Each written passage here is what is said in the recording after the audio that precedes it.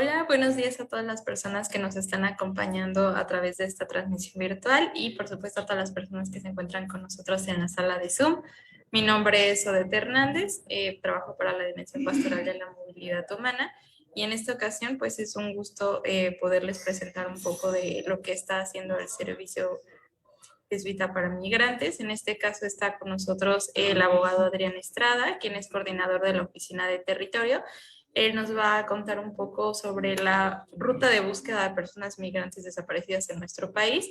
Y también está con nosotros la abogada Chamara Navarrete, de la Oficina de Territorio Centro del Servicio Jesuita para Migrantes, y nos va a dar pues los resultados del informe que han tenido en estos años de trabajo.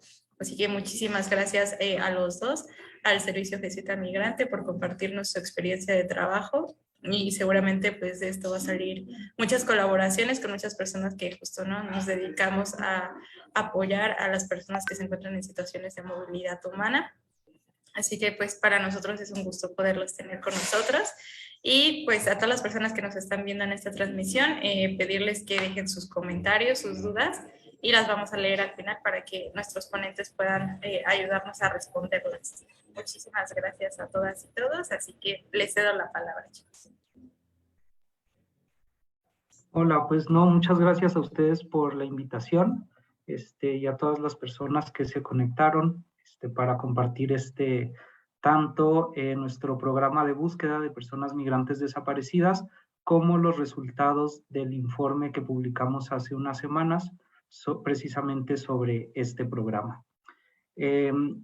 Primero yo les voy a hablar un poco sobre qué es el programa de búsqueda del Servicio Jesuita Migrantes, cómo funciona, cuáles son como los retos que hemos tenido en los últimos años y meses incluso, y posteriormente mi compañera Samara Navarrete les va a hablar sobre los resultados del informe. Entonces voy a compartirles una presentación en la pantalla y me avisan por favor si se ve.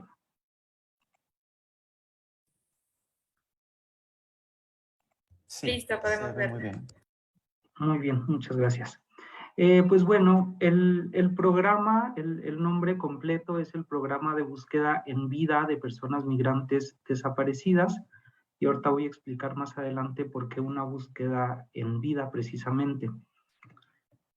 Como antecedentes de este programa, pues bueno, nació en el año 2007, ya que el Servicio Jesuita Migrantes buscaba dar respuesta a algunas solicitudes de colectivos y de familias, sobre todo de países de Centroamérica, que buscaban a sus seres queridos que habían desaparecido a lo largo de la ruta migratoria en México. Entonces, el Servicio Jesuita decide impulsar este programa de búsqueda, que a lo largo de estos años pues ha ido siendo modificado conforme a las necesidades, conforme al contexto que presenta el fenómeno de la desaparición de personas, hasta llegar pues al modelo que tenemos actualmente y que es el que les voy a presentar.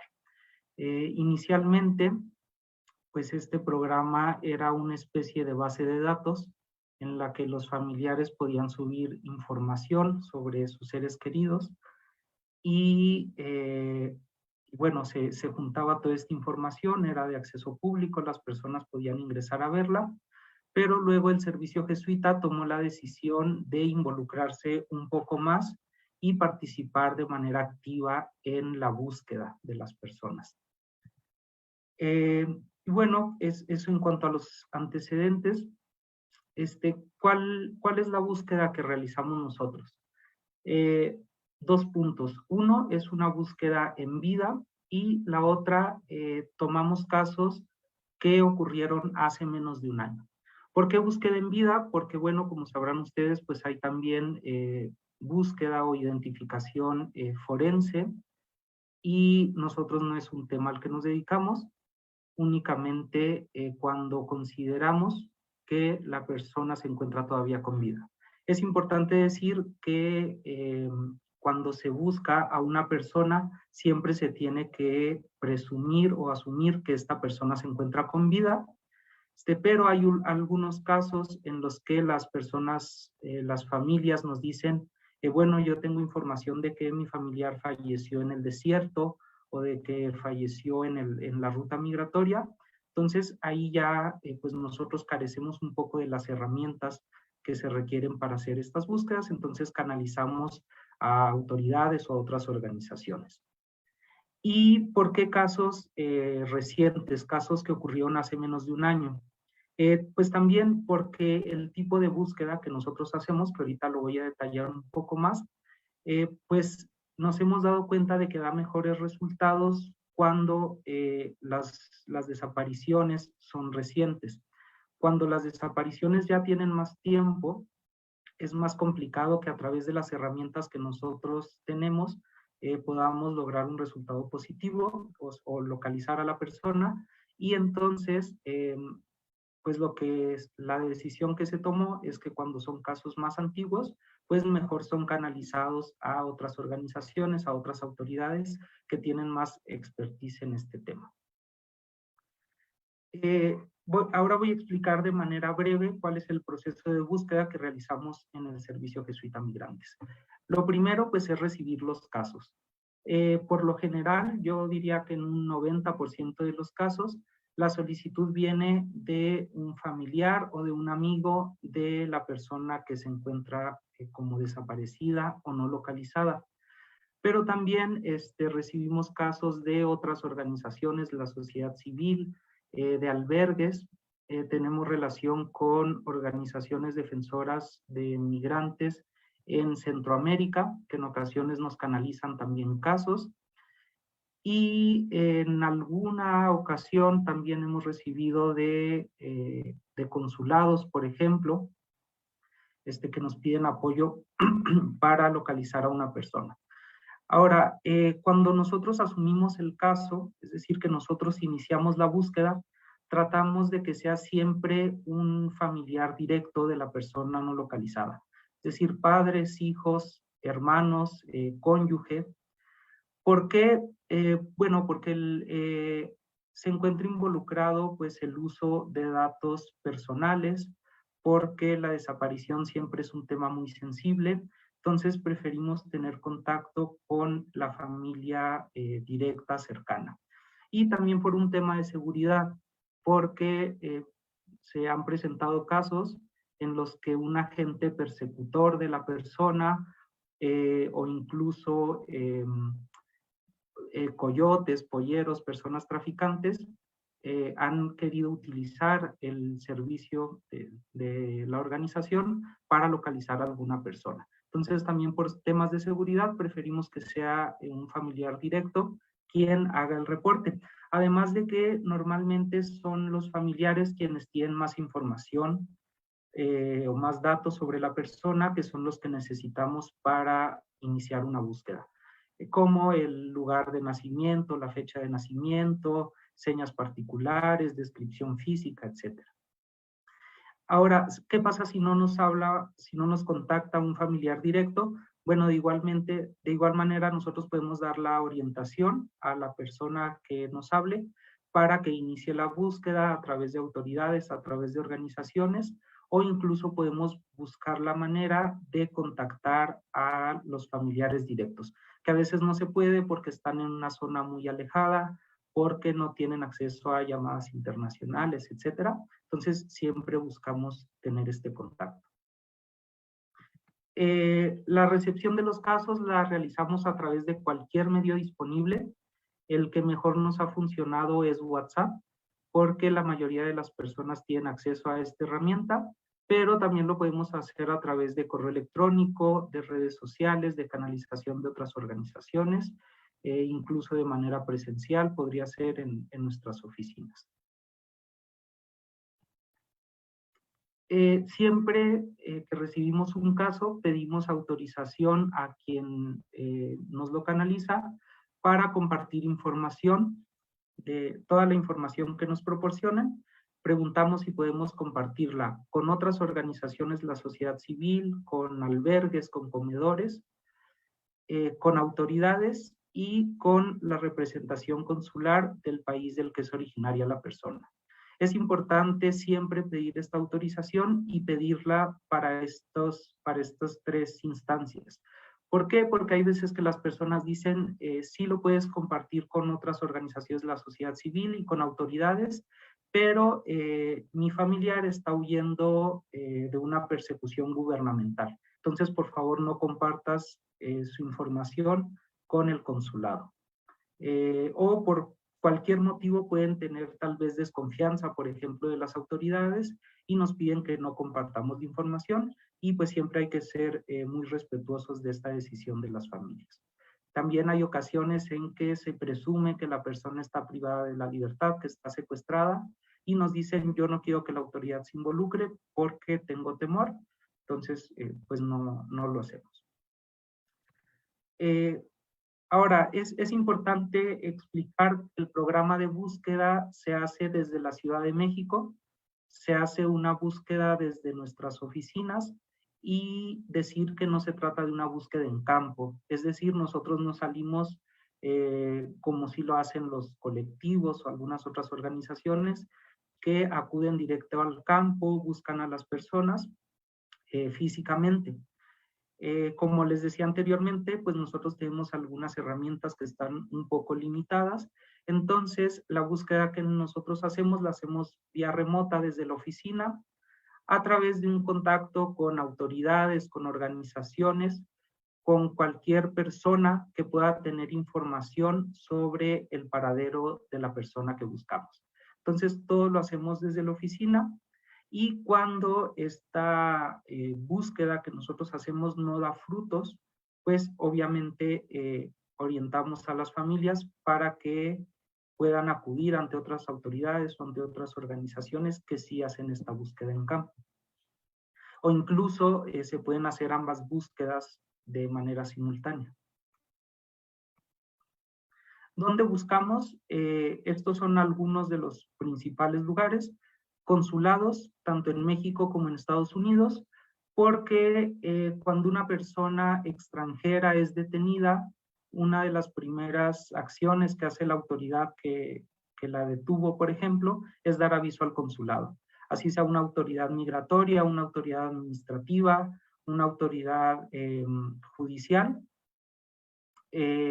o policíaca, por ejemplo, dan aviso a los consulados. Y esto ocurre tanto en México como en Estados Unidos. Aquí, como decía, pues tenemos mucho cuidado cuando las personas están huyendo de sus países por alguna persecución gubernamental y no quieren que su país conozca su paradero. Entonces ahí pues se nos limita un poco el alcance de la búsqueda, pero pues hay que respetar esta restricción de no hablar con los consulados. También los consulados llegan a tener información sobre sus connacionales cuando estos se encuentran en algún hospital, por ejemplo, cuando tuvieron algún accidente, normalmente son de los primeros que tienen información. Otro lugar, pues son las estaciones migratorias o estancias provisionales del Instituto Nacional de Migración, que son estos centros de detención que tiene Migración en México, a donde traslada a aquellas personas que no logran demostrar que tienen una estancia regular en el país.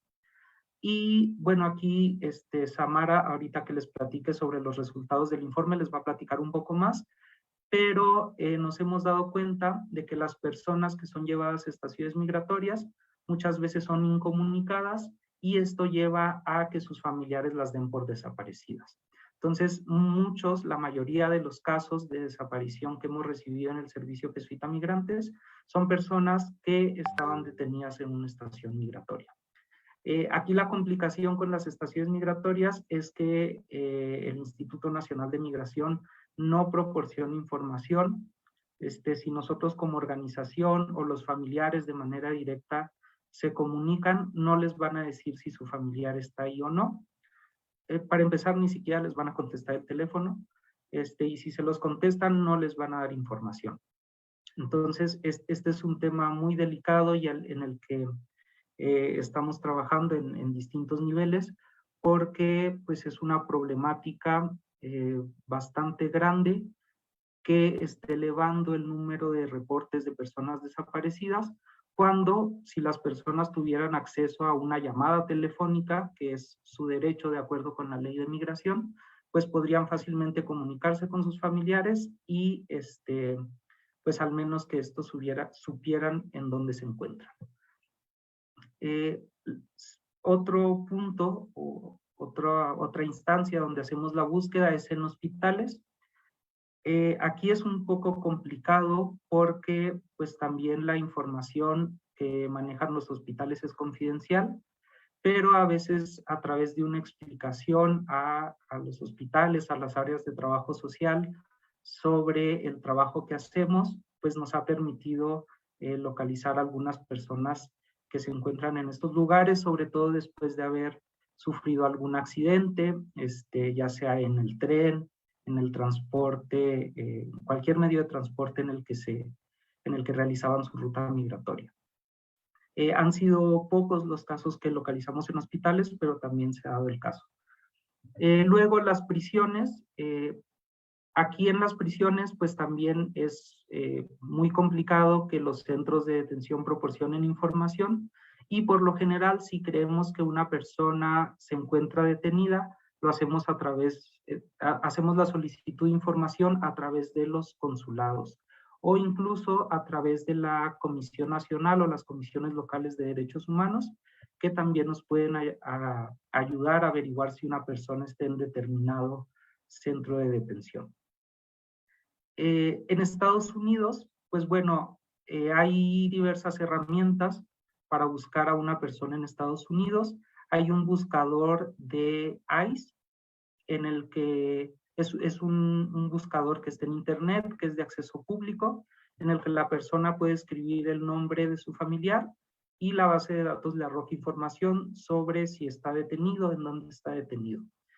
Hay algunas complicaciones con este buscador, por ejemplo, que la información no está tan actualizada, entonces hay que estar haciendo la búsqueda diariamente para ver si un día ya nos arroja información. Hay veces que las personas fueron detenidas y el buscador en ningún momento nos da sus datos, entonces también es algo complicado.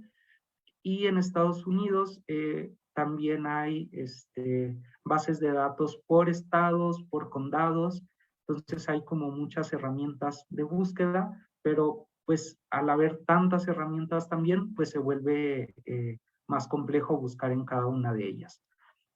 También los consulados son de gran ayuda en Estados Unidos y hay algunas organizaciones que ahorita voy a mencionar de manera breve que hacen sobre todo búsqueda en las fronteras, en los desiertos, desde California, Nuevo México, Arizona, Texas. Y finalmente, bueno, no finalmente, digo, todos estos lugares donde buscamos se pueden hacer también de manera simultánea, pero los albergues. Generalmente las personas durante su tránsito por México, pues van llegando a diferentes albergues, comedores, estancias, y estos lugares tienen registros de las personas que pasan por ahí. Entonces, pues la verdad es que los albergues han sido grandes aliados para el trabajo del servicio jesuita en la búsqueda, porque muchas veces no logramos localizar a la persona en el albergue, pero nos dicen si estuvo aquí hace 3 semanas. Entonces, eso ya nos da un punto de partida de dónde iniciar la búsqueda o de tratar de definir cuál es la ruta que esta persona iba siguiendo. Ahora, ¿qué pasa si hicimos ya la búsqueda en todos estos lugares? Bueno, un punto importante, algo que no está aquí, son las redes sociales, que también en algunas ocasiones nos han ayudado a encontrar a algunas personas. ¿Qué pasa si ya agotamos todas estas herramientas, estas instancias para la búsqueda y no logramos encontrar a la persona? Pues bueno, procedemos a canalizar el caso o a cerrarlo. ¿Cuándo lo cerramos? Cuando la persona ya fue localizada. Como decía, cuando la desaparición ocurrió hace más de un año, o cuando agotamos estas líneas de búsqueda y no obtuvimos un resultado positivo.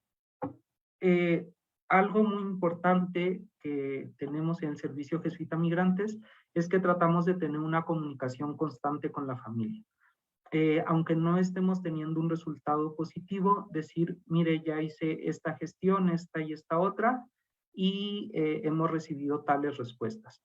O ya supimos que su familiar sí estuvo en tal lugar, entonces a partir de ahí vamos a iniciar la búsqueda.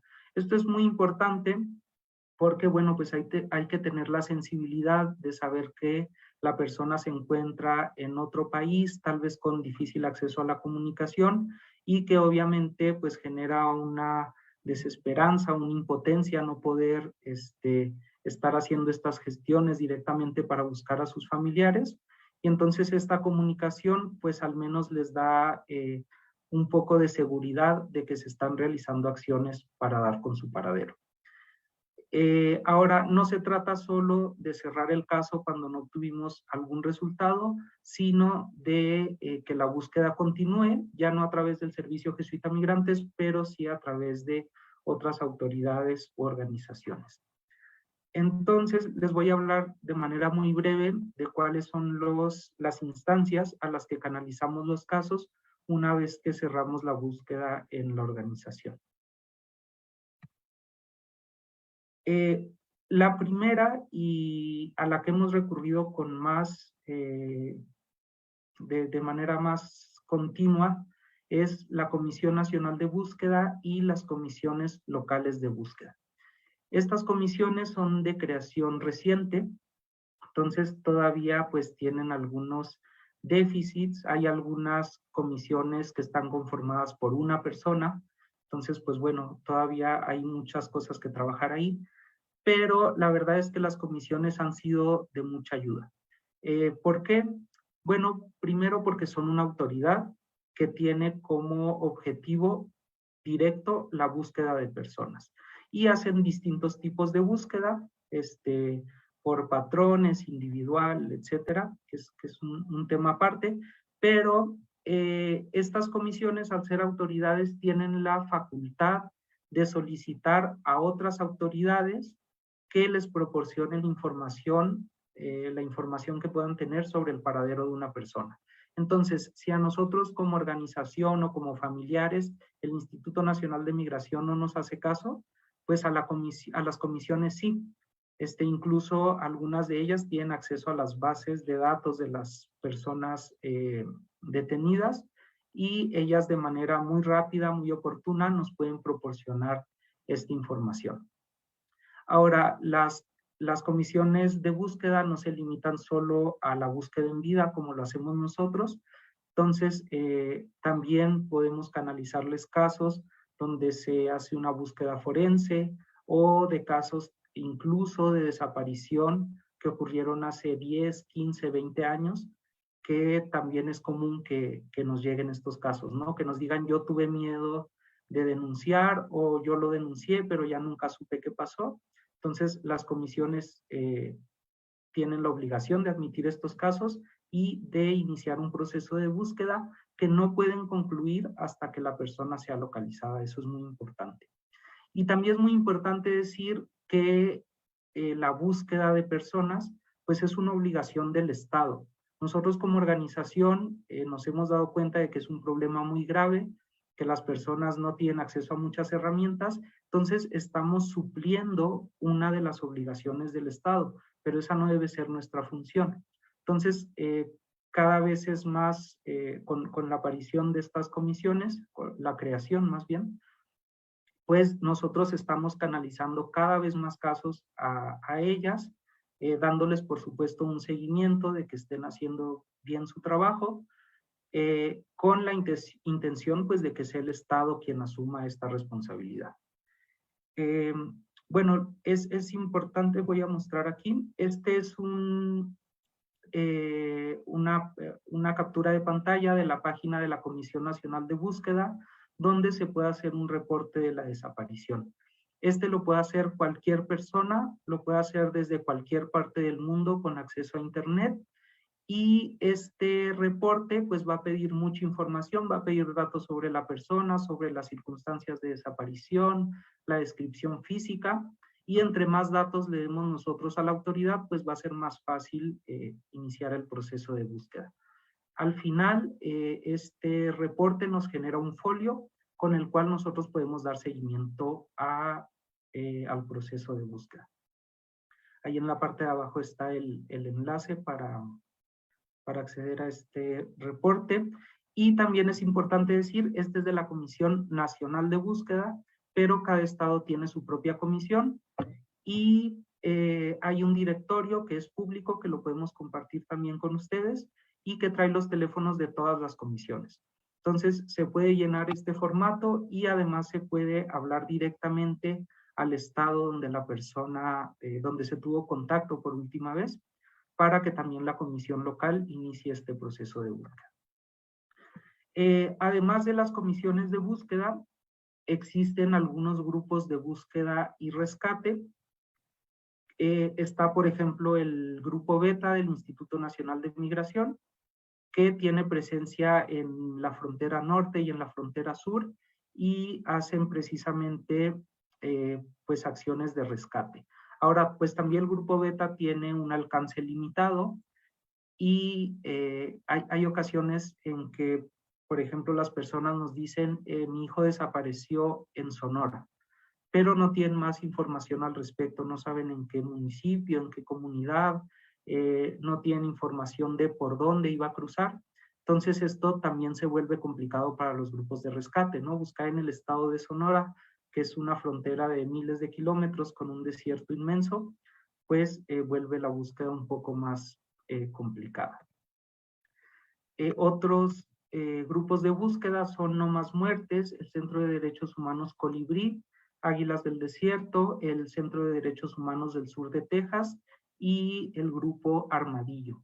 Estos se encuentran a lo largo de la frontera sur de Estados Unidos, norte de México, y la mayoría de ellos reciben reportes de desaparición. También hay que saber que algunos de estos grupos son personas voluntarias que tienen sus trabajos y que en sus tiempos libres o los fines de semana van a los desiertos a hacer la búsqueda de personas. Y pues bueno, vuelvo a lo que decía, ¿no? Están asumiendo roles que corresponden al gobierno o al Estado. También la Comisión Nacional de Derechos Humanos y las comisiones estatales son de ayuda para la búsqueda de personas, sobre todo si creemos que están en detención, que están en algún hospital, pero esta facultad pues últimamente la están asumiendo más las comisiones de búsqueda. Y finalmente la Fiscalía General de la República o las fiscalías locales, cuando tenemos datos que nos lleven a pensar que existe la comisión de un delito en la desaparición de la persona. Y bueno, finalmente decir que en 2009 el Servicio Jesuita Migrantes publicó una guía de búsqueda de personas migrantes desaparecidas, donde viene toda esta información que les acabo de dar, pero más detallada, excepto el tema de las comisiones locales de búsqueda. Cuando se publicó esta guía, pues las comisiones todavía estaban ahí como en creación, en este proceso. Entonces es una actualización que tenemos pendiente de realizar, de agregar a la guía la información sobre las comisiones de búsqueda y su funcionamiento, pero creo que sigue siendo una guía muy útil, sobre todo para las familias que están buscando. Dejo aquí los datos sobre el programa de búsqueda, que igual podemos compartir la presentación para que ustedes la compartan con las personas que están aquí conectadas. Y pues bueno, eso sería todo. Ahora le cedo la palabra a mi compañera Samara Navarrete, que les va a hablar sobre algunos resultados que hemos tenido en este programa, y al final pasaríamos a un breve tiempo de preguntas y respuestas. Muchas gracias.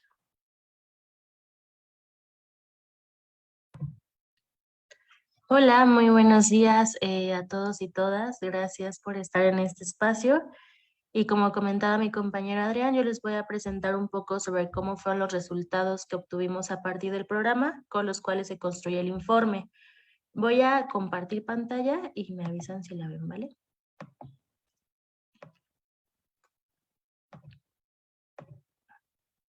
Sí, la podemos ver. Sí, creo que se movió. Bueno, ahí estamos. Pues para hablar un poquito sobre el programa, se construye a partir de los resultados del programa con el informe ya, y el principal objetivo tanto del programa como del informe es saber cómo es esta figura del acompañamiento que damos a partir del servicio jesuita a migrantes a los familiares buscando a sus personas aquí en territorio mexicano. Como sabrán, somos una obra de la Compañía de Jesús que contribuye a esta parte de atención de la vida de las personas en situación de migración forzada y por lo tanto a sus familias en este programa de búsqueda para poder atenderles tanto jurídicamente, psicológicamente y desde otras áreas que ahorita voy a presentar. Tenemos en el primer nivel lo que es la atención jurídica y psicosocial. Damos apoyo humanitario, damos atención psicosocial, atención jurídica, está el programa de personas migrantes desaparecidas y también tenemos visitas a los espacios de detención migratoria. Y por el otro lado, en el segundo nivel, tenemos el área de formación para, por ejemplo, grupos que acompañan en albergues y demás, la comunicación para el cambio, el área de investigación, también tenemos una parte importante con redes y alianzas estratégicas y la incidencia política. Es importante hablar de todas estas áreas, ya que con base a todas ellas es como se construye el informe, sobre todo en el área de las recomendaciones. También como comentaba Adrián, el programa surge en el 2007, tiene 15 años de experiencia, sin embargo, consideramos que gran parte de que en los últimos años hayamos recibido más solicitudes de reportes es porque tenemos ya distintas áreas de atención. Está la oficina en Ciudad de México, tenemos una en el sur, en la frontera con Malapa, y sobre todo la de Ciudad Juárez, Chihuahua, y así esto en conexión provoca que tengamos mayor alcance a partir del programa. Y pues para poder hablar un poco sobre el informe, como comentábamos, tenemos 15 años de experiencia, sin embargo, los años donde más recibimos solicitudes son 2018, 2019 y 2021. Ofrecemos, como comentaba Adrián, los dos tipos de acompañamiento que son la orientación y la asistencia. Por medio de la orientación, lo que hacemos es preparar a los familiares con los datos básicos que necesitamos para que sepan hacia qué autoridades, instancias, albergues, comedores, etcétera, o cualquier otro espacio que se tengan que acercar para poder solicitar información sobre su familiar. Y la asistencia la vemos ya que consideramos que tienen dificultad, por ejemplo, en acceso a llamadas internacionales o acceso a internet, o que incluso se les puede dificultar hablar español. Y otra parte muy importante es que del área psicosocial también se puede dar este acompañamiento psicológico, y por lo tanto cuando consideramos que el familiar necesita contención antes de empezar a realizar la búsqueda, se le brinda esta contención. Y en ese caso ya puede ser también asistencia. Colaboramos con los familiares, con organizaciones, con institutos de gobierno y demás. Como comentaba, estos son los años que hemos trabajado y tenemos un total de 1,280 casos que atendimos desde el programa de búsqueda de personas migrantes desaparecidas. Esto nos refleja un promedio aproximadamente de 17 casos mensuales. Sin embargo, por temas de fenómenos como caravanas, por temas de cambios de políticas o de incluso el mayor alcance que hemos tenido con estos años, ha incrementado el número de casos atendidos y, por ejemplo, llegamos en el 2021 a alcanzar 63 casos. Pero en general son 17 por mes. Sobre los resultados más importantes que quisiéramos hablar es el origen de las personas que sufren esta desaparición. El 71% de las personas desaparecidas son centroamericanas, el 22% son mexicanas. Esto quiere decir que es mito la parte de que la persona mexicana no desaparece en su tránsito a Estados Unidos, y el 7% son sudamericanas. Posteriormente, también, antes de hablar de las edades, tenemos que la mayoría de las personas de quienes recibimos solicitudes son padres y madres con el 36%, después tenemos hermanas y hermanos con el 27%, parejas con el 15%, tenemos primos, primas y amistades con el 5%, y de hijos e hijas tenemos el 2%, y esto tiene que ver con la edad con que las personas migran, normalmente son los padres de familia. Después tenemos el 86% con edades entre los 18 y 59 años, En general, el 74% de las solicitudes son hombres y 26% son mujeres. Es importante hablar sobre los lugares de donde recibimos este tipo de reportes, ya que lo que hemos analizado es que el familiar que ya está en Estados Unidos es quien brinda el apoyo económico para que el otro familiar pueda empezar su viaje y llegar hasta la frontera. Y una vez que desaparece, primero recibimos con el 28% de las solicitudes desde Estados Unidos, principalmente de Texas y de California. Posteriormente, con quien más entablamos comunicación ya es con los familiares desde el país de origen, que normalmente son padres y madres, ya que el familiar que está en Estados Unidos no tiene toda la información suficiente para poder realizar el reporte. Es importante también hablar sobre los últimos lugares de contacto, ya que las personas que desaparecieron, el 94% estaban aún en territorio mexicano, por ejemplo, con Chiapas el 18%, Sonora el 12% y Nuevo León el 10%. El 6% restante sí desaparece en Estados Unidos, perdón. A partir de esto es importante hablar sobre qué sucede con las detenciones. El 75% de las personas que se encontraron en territorio mexicano se encontraban detenidas en una estación migratoria o en una estancia provisional del Instituto Nacional de Migración. Esto nos quiere decir que las personas, al ser detenidas por agentes de migración y ser canalizadas hacia las estaciones migratorias, no reciben esta formalidad en la estación migratoria de una presentación, por lo cual no se les da acceso a sus derechos, empezando por la llamada telefónica. Y sin esta llamada telefónica, lo que sucede es que las personas pueden durar desde días, semanas e incluso meses sin contactarse con sus familiares en país de origen, y esto provoca que los familiares empiecen a levantar los reportes como personas desaparecidas. También el 6% que se encontraba en Estados Unidos normalmente se encontraba también en estaciones migratorias de allá o en algún espacio similar, por ejemplo, una prisión. Y quienes no encontramos su localización, se presume que tuvo que ver con que fueron víctimas del crimen organizado o por otra parte que tuvieron alguna dificultad en las zonas fronterizas, por ejemplo, las zonas desérticas o los cuerpos de agua. Y para poder hablar un poquito más sobre esto, es importante saber que desde el acompañamiento que damos, también se rescató que el 96% se dirigía hacia Estados Unidos y el 4% se dirigía hacia México. Entonces son porcentajes importantes porque a partir de saber el destino que tenían las personas es que nosotros podemos empezar a orientar sobre la búsqueda. También es importante hablar de que tuvimos una cifra de 14% de niños, niñas y adolescentes hasta los 17 años. Y finalmente, hablando ya, pasando un poco hacia las recomendaciones a partir de estos datos y números, es que lo primero que encontramos es muy grave saber que la mayoría de las personas se encontraban detenidas en alguna estación migratoria. Por ello, a partir de las recomendaciones, sobre todo en el apartado del área jurídica, encontramos que está la urgente necesidad de hacer un registro público nacional de detenciones, ya que hay una ley nacional de registro de detenciones que fue publicada en el 2019 y esta sí mandata la creación de un registro público que, como comentaba mi compañero Adrián, sí se puede hacer en otros países, por ejemplo, Estados Unidos. Con este tipo de registros, lo que sucede es que las personas desde el país de origen podrían solicitar la información de sus familiares en este tipo de base de datos y así saber que su familiar está con vida, ya que la mayoría de las veces tienen esta incertidumbre ante los grandes peligros que pueden enfrentar las personas en el tránsito. Y específicamente el artículo 8º transitorio sí mandata la creación de un registro en materia de detenciones migratorias. Es decir, que si este tipo de herramientas existiera, los familiares desde el país de origen tendrían mucho mayor alcance, al menos de saber que su familiar está bien y está con vida.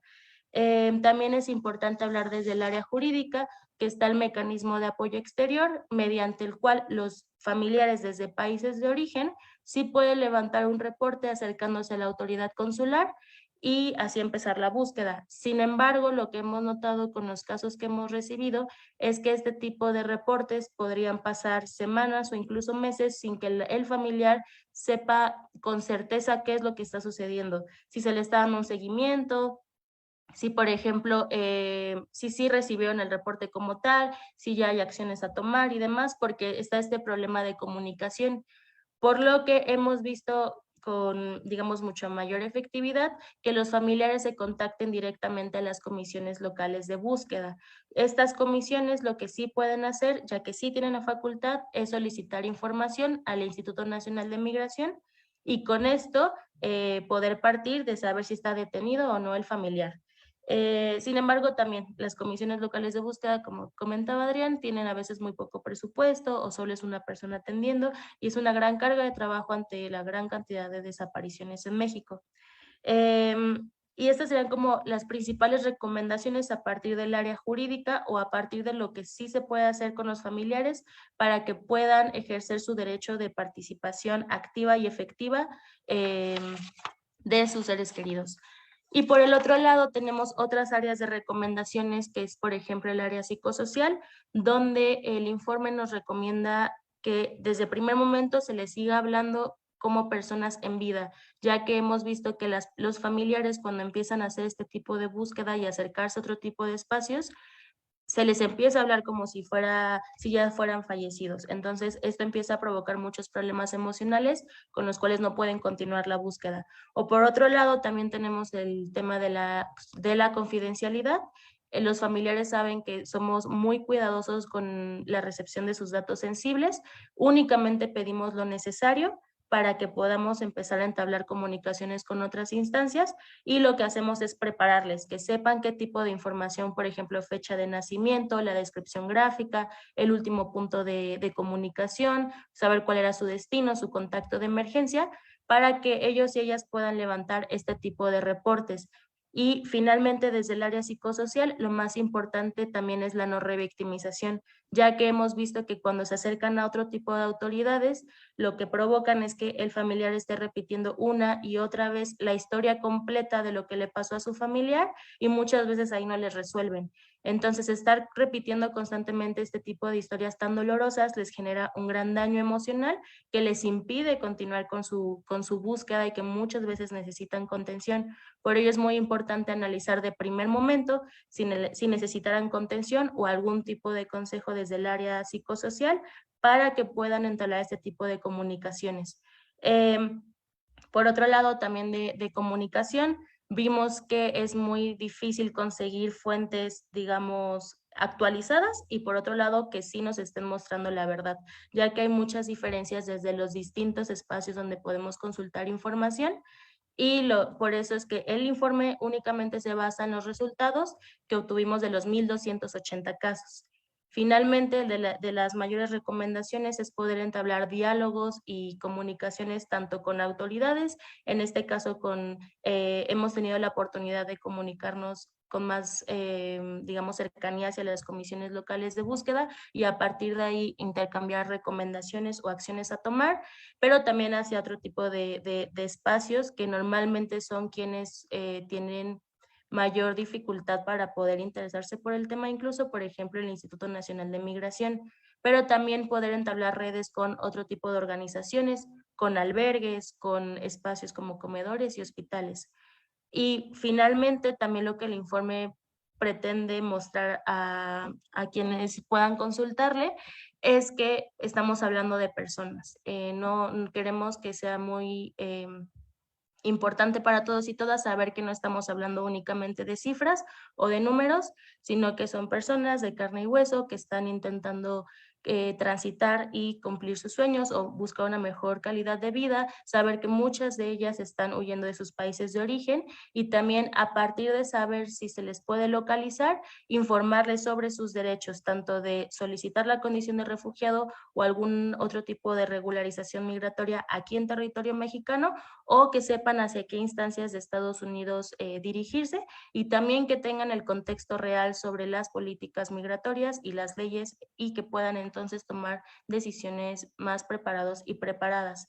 Finalmente hemos hecho ejercicios como aviso migrante, por medio del cual se envían audios, se enviaron por sobre todo Centroamérica, se enviaron donde son un tipo de recomendaciones o tips para que las personas antes de empezar su viaje puedan tener una serie de pasos preparadas. Por ejemplo, un número de contacto de emergencia, que familiares sepan cuál va a ser su país destino y cuál va a ser sobre todo la ruta que van a tomar.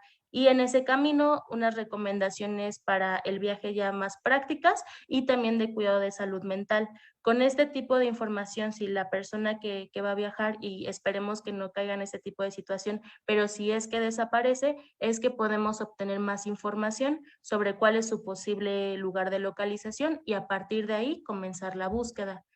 Digamos que esos serían los principales resultados del informe y pues creo que podemos proceder al espacio de preguntas y respuestas si es que hubiera alguna. Sí, con mucho gusto, Xiomara.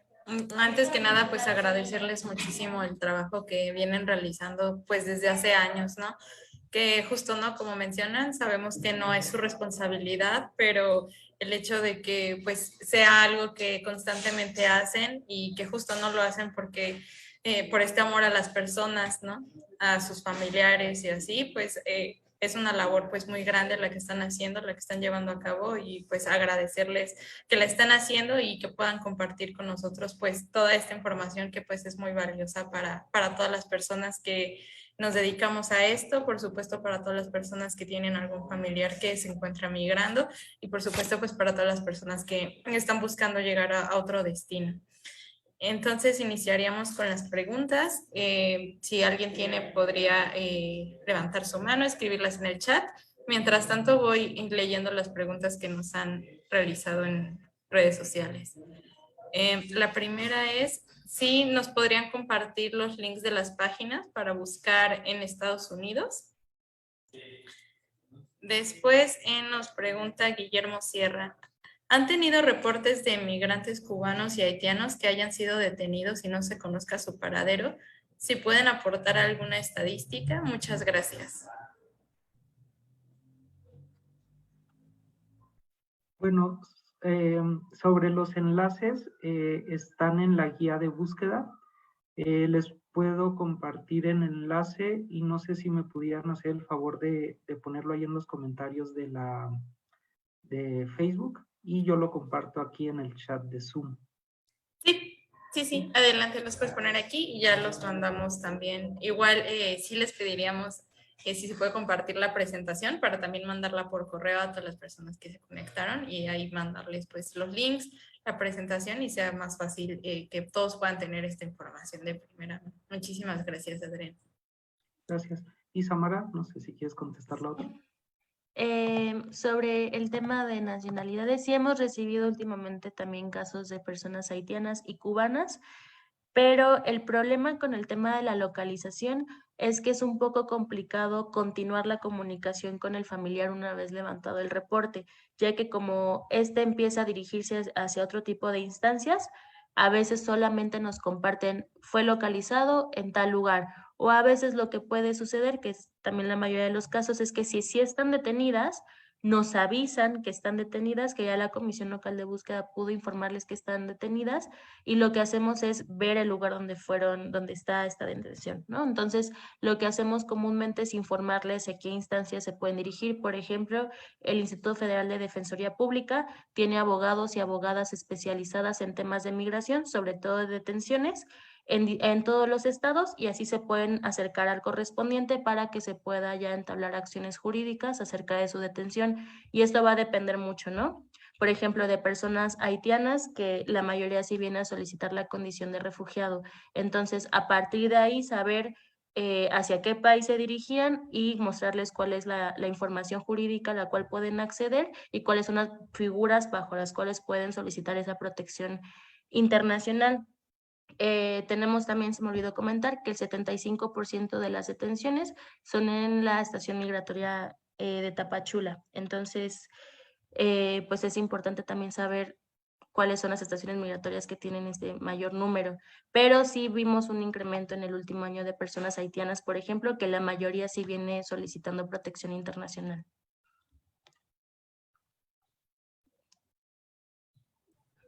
Muchas gracias. Igual en Facebook, ya en las redes sociales de Servicio Jesuita Migrante, nos hizo el favor de compartir la guía de búsqueda de personas y también el informe para que puedan visualizarlo y lo tengan a la mano. ¿Alguien más? No sé si tenga alguna pregunta. Adelante, Jean-Pierre. Pues muchas gracias y una disculpa, pero estaba en otra reunión y entré un poco tarde y no pude escucharte, Adrián. La pregunta va en esta dirección. Con niños, niñas, adolescentes no acompañados, o ¿qué reportes hay? No sé si lo mencionaron en otro lado o si hay una estadística aparte. Esta es la primera pregunta. La segunda, mientras va en la dirección, posiblemente ya lo mencionaron y pido disculpas si repiten. En términos de redes y conexiones, sobre todo con el Triángulo Norte, ¿qué tipo de conexiones ustedes como organización, si las mantienen estables, si es una organización que empieza a construir redes a nivel internacional? Me refiero sobre todo al Triángulo Norte porque creo que el 75% de las desapariciones de ahí proceden, ¿no? Y pues estas dos. Muchas gracias. Pues si quieres, Adán, yo doy la cifra y ya hablas desde la oficina. Sí, sí hemos recibido casos de niños, niñas y adolescentes. Tenemos el 14% hasta los 17 años. En este 14% se incluyen tanto no acompañados como quienes vienen acompañados. Lo que hacemos es canalizar también hacia las instancias correspondientes para que se les pueda proteger tanto jurídicamente con ciertas regulaciones que tiene México, por ejemplo, la tarjeta de visitante por razones humanitarias, o en otro tipo de casos, pues saber quiénes pueden ya tomar su cuidado cuando vienen no acompañados y acompañadas. Gracias. Respecto a las redes, bueno, somos una organización jesuita y hay en Centroamérica y Norteamérica, Sudamérica también, algunas otras organizaciones de la Compañía de Jesús que trabajan con personas migrantes.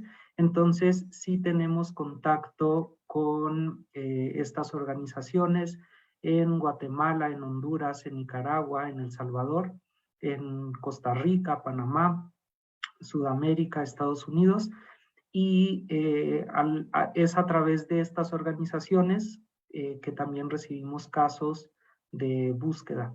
Y bueno, también decir que es uno de los resultados de los hallazgos del informe, que aunque la mayoría de los casos son de personas de nacionalidad centroamericana, los reportes se presentan desde Estados Unidos, ¿no? Porque generalmente es donde están sus familiares, y son quienes nos hacen el reporte. Pero sí tenemos contacto con diversas redes, tanto jesuitas como no jesuitas. Perdón si reitero. Y este tipo de contactos o la constelación, perdón la expresión, si es accesible, se puede ver por dónde, si ponen los links. Gracias. Bueno, hay diversos directorios. Igual aquí en el chat puedo compartir un directorio que está en internet sobre la red de atención. La red de atención es pues una red precisamente de organizaciones que están de Centroamérica, México, Norteamérica, y en este directorio pues están los contactos de algunas de ellas.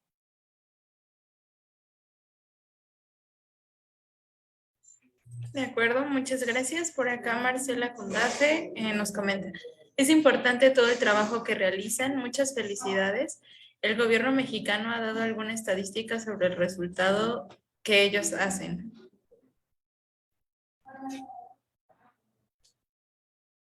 Igual acá preguntaron ante quién solicitar la condición de refugiado, y justamente se hace ante la Comar. En este caso, pues también deben saber ustedes que la DPMH brinda asesoría jurídica para aquellas personas que quieran hacer este trámite. Nosotros podemos brindarles ese acompañamiento, ya sea en cualquier zona del país en la que se encuentren. Igual acá Adrián dejó ya un teléfono de contacto de atención legal. Ellos también brindan este mismo servicio por si quieren acceder a este. Y no sé si alguien más quiera dar un comentario, alguna pregunta.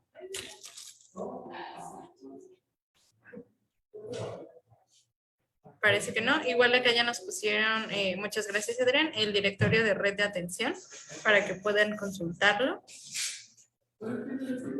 También se los vamos a mandar, si gustan, por correo electrónico para que puedan tener esta información. Y pues les mandan muchas felicitaciones. Eso está en todos los comentarios. Si ya no existe alguna pregunta, alguna duda o algún comentario, pues les agradeceríamos muchísimo que nos compartan mucho más de este trabajo que están realizando, ¿no? Estos informes. Ay, Adrián, adelante. Estos informes que son muy, muy importantes. Nada más quería comentar respecto al programa de búsqueda. Actualmente tenemos una convocatoria abierta para realizar un voluntariado dentro de este programa. La convocatoria la pueden encontrar en nuestras redes sociales. Estamos en Facebook como Servicio Jesuita Migrantes México. Y pues bueno, es una oportunidad para participar en este programa, para colaborar en una solución a esta problemática. Sí, muchísimas gracias. Igual, pues, ya saben, tienen esta invitación abierta para hacer un voluntariado con Servicio Jesuita Migrante para Estefanía, que pregunta acerca de cómo puede incorporarse a ustedes. Así que, pues bueno, muchísimas gracias, Adrián, Samara, a todas las personas que se conectaron vía Zoom y por supuesto a quienes se conectaron vía Facebook Live. Igual recuerden, si tienen alguna duda o comentario, pues pueden escribirnos y los canalizamos, ya sea con Servicio Jesuita Migrante o con la institución que se requiera. Por acá Marcela pone, muchas gracias, y sería muy importante que nos manden estos enlaces. Los compartimos, ok, perfecto. Entonces, pues sí, muchísimas gracias, chicos. Y muchísimas gracias a todas las personas que se conectan.